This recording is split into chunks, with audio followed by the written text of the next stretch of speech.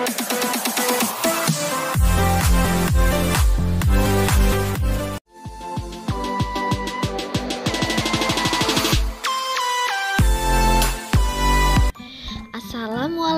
warahmatullahi wabarakatuh. Selamat pagi Soli dan Soliha. Bagaimana kabarnya pada hari ini?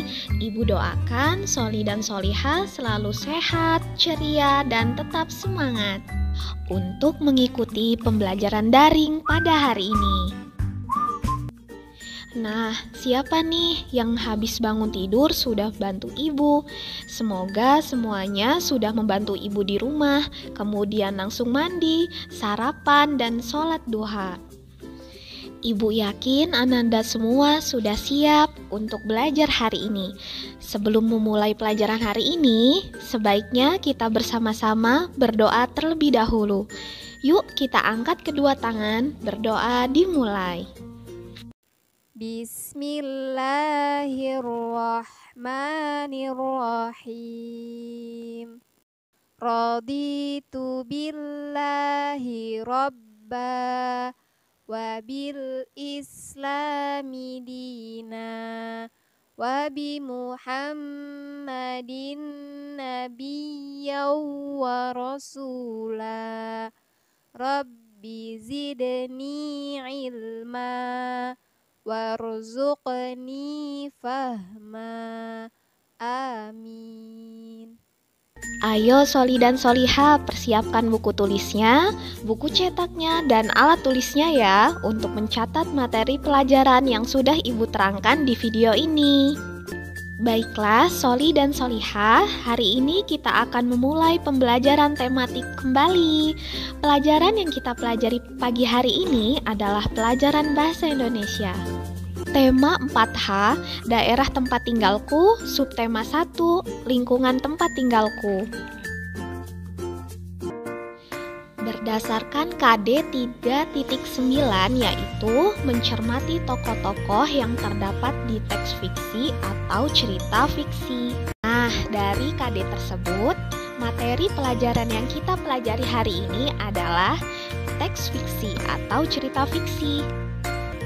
Adapun cerita fiksi yang akan kita pelajari ialah pengertian dari cerita fiksi, contoh cerita fiksi, serta unsur-unsur yang membangun cerita fiksi.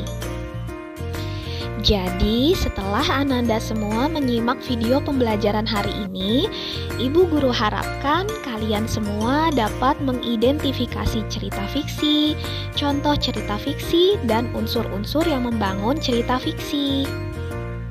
Baiklah, yuk kita bahas materinya. Yang pertama, cerita fiksi.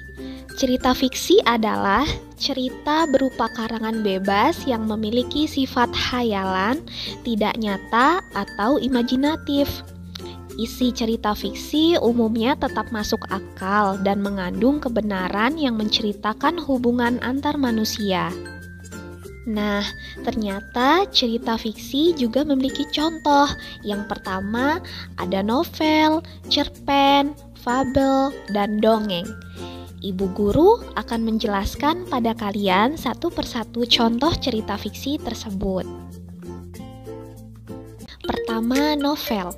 Novel merupakan hasil karya imajinasi yang panjang, membahas tentang permasalahan kehidupan seseorang. Contoh novel fiksi yaitu The Rainbow Troops. Yang kedua, cerpen.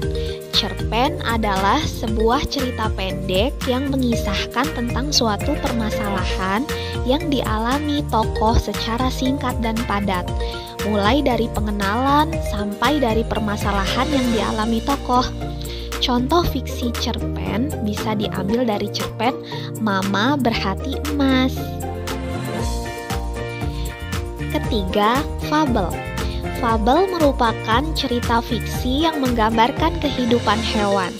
Menariknya, perilaku hewan-hewan ini sangat mirip dengan perilaku manusia, seperti bisa berbicara, memiliki perasaan, bisa berpikir, bisa bersikap, dan memiliki sifat baik dan buruk. Contoh fiksi fabel bisa diambil dari cerita Si Kancil yang Cerdik. Keempat, dongeng. Dongeng adalah cerita imajinasi atau khayalan yang tidak benar-benar terjadi. Dongeng termasuk cerita tradisional karena disampaikan secara turun-temurun sehingga menjadikan ciri pada suatu daerah. Contoh dari fiksi dongeng adalah Malin Kundang. Oke, sekarang Ibu akan menjelaskan unsur-unsur yang membangun cerita fiksi. Yang pertama, ada tema. Yang kedua, ada amanat. Yang ketiga, ada latar. Yang keempat, ada tokoh. Yang kelima, ada alur. Dan yang keenam, ada konflik. Ibu akan menjelaskan satu persatu ya, Nak. Yang pertama, tema. Tema adalah ide atau pikiran utama yang membuat suatu karya sastra berupa cerita. Biasanya tema itu berupa judul dalam sebuah cerita yang telah dibuat oleh seorang penulis cerita. Kedua, amanat. Amanat adalah pesan atau nasihat yang disampaikan seorang penulis cerita kepada pembacanya. Amanat ini mengandung hal-hal yang baik yang diberikan oleh penulis. Ketiga, latar. Latar adalah kondisi atau keadaan terjadinya suatu peristiwa dalam cerita. Latar dibedakan menjadi 3 jenis. Yang pertama, latar tempat. Yang kedua, latar waktu. Dan yang ketiga, latar suasana. Yang pertama, latar tempat. Latar tempat dapat dilihat dari kejadian yang ada dalam sebuah cerita, seperti di hutan, di rumah, dan menyatakan tempat lainnya. Yang kedua, latar waktu. Latar waktu dapat dilihat dari keadaan yang ada pada cerita, seperti waktunya pagi hari, siang hari, atau sore hari. Dan yang ketiga, latar suasana. Latar suasana dapat dilihat dari keadaan tokoh yang menggambarkan kondisi suasana dalam cerita, seperti suasananya ramai, sepi, sedih, atau bahagia. Keempat, tokoh. Tokoh dalam cerita dapat digambarkan dalam berbagai bentuk, mulai dari manusia, hewan, dan tumbuhan yang ada di dalam sebuah cerita. Di bawah ini terdapat macam-macam penokohan. Yang pertama, tokoh utama. Tokoh utama merupakan tokoh yang sering muncul dalam cerita dan sangat diutamakan dalam jalannya cerita. Yang kedua, tokoh tambahan. Tokoh tambahan adalah tokoh yang kemunculannya sedikit, memiliki peran yang tidak sering muncul. Tokoh tambahan berfungsi untuk mendukung tokoh utama agar cerita semakin menarik. Ternyata dalam tokoh juga terdapat sifat-sifat penokohan ya. Yang pertama ada sifat tokoh protagonis, yang kedua ada tokoh antagonis, dan yang ketiga ada tokoh tritagonis. Yang pertama, tokoh protagonis. Tokoh protagonis adalah tokoh yang secara umum memiliki sifat yang baik. Selanjutnya, yang kedua ada tokoh antagonis. Tokoh antagonis adalah tokoh yang dikenal dengan sifat yang tidak baik.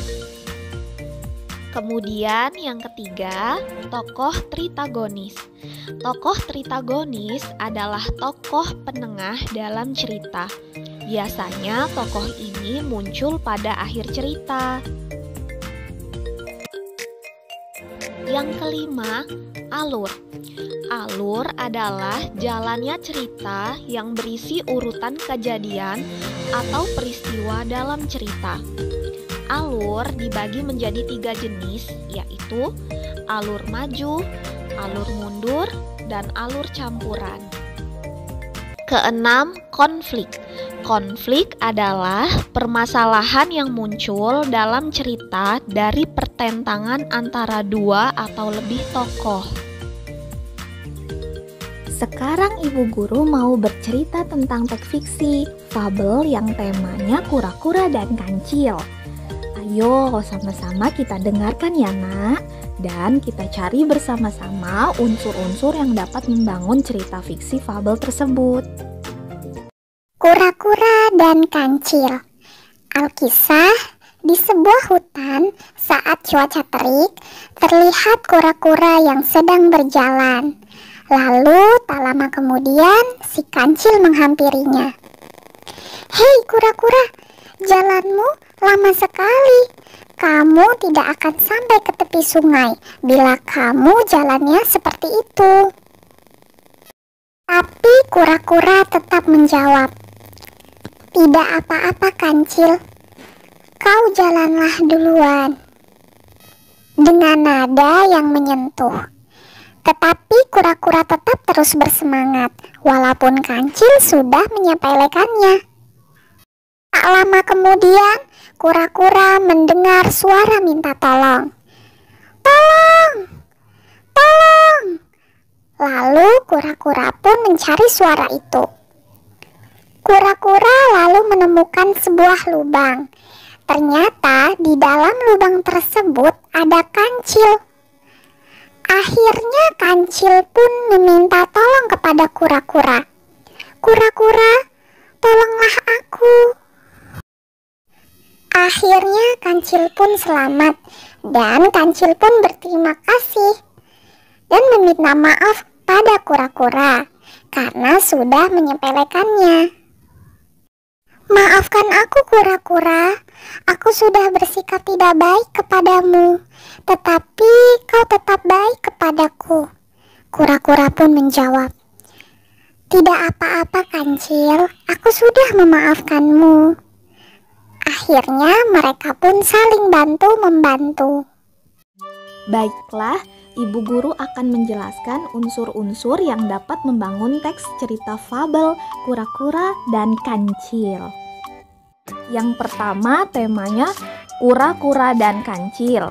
Yang kedua amanatnya, tetaplah berbuat baik meskipun kita pernah disepelekan orang lain. Yang ketiga latarnya di hutan pada siang hari. Yang keempat tokohnya kura-kura dan kancil. Yang kelima alurnya alur campuran. Mengapa alur campuran? Karena terjadinya peristiwa dalam cerita dimulai dari tengah cerita. Konfliknya perkataan kancil yang tidak baik pada kura-kura. Ibu Guru harapkan kalian senang ya mendengar cerita fabel kura-kura dan kancil.